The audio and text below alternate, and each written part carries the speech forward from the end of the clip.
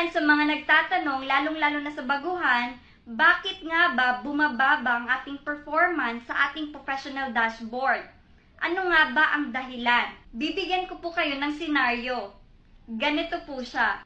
Lahat po tayo na nag-decide na mag-turn on ng ating professional mode, sabihin na natin nag-decide na din tayo na mag-enroll kay Facebook Academy.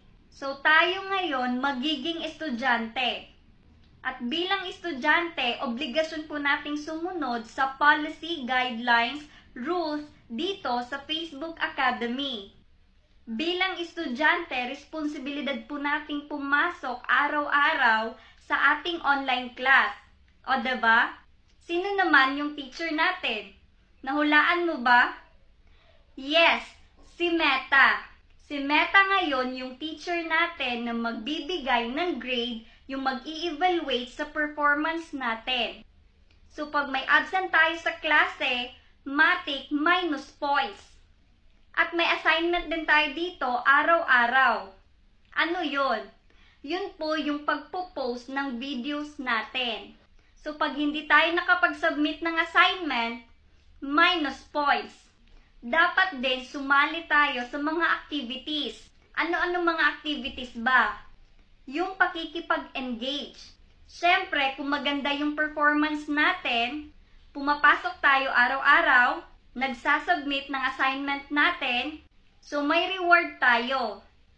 Mataas yung grade na matatanggap natin sa ating report card or dito sa ating professional dashboard.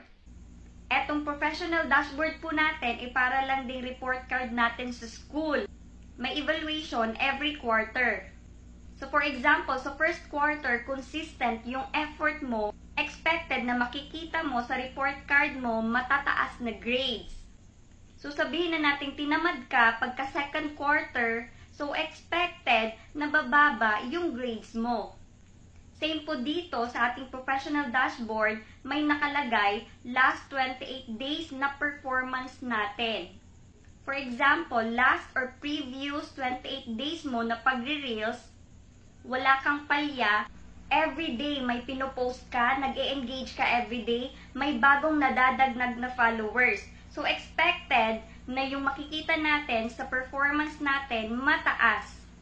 Sabihin na natin pagkatapos ng 28 days mo, tinamad ka. May mga araw na hindi ka nakapag-post, walang engagement, at walang nadagdag na new followers. So, expected na bababa talaga yung performance natin compare sa last 28 days na performance natin. At wala pong secret dyan para maibalik yung dating performance natin.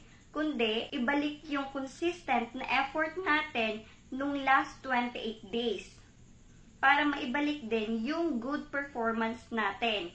So, yun po yun. Paalala lang na hindi naman natin kailangan na maging super talino para maging first honor dito sa ating online class.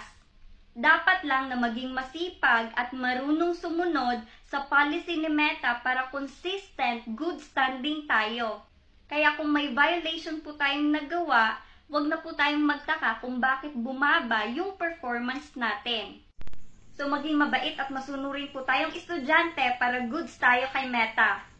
Kung may natutunan ka, please share and follow for more updates, tips, and tutorials.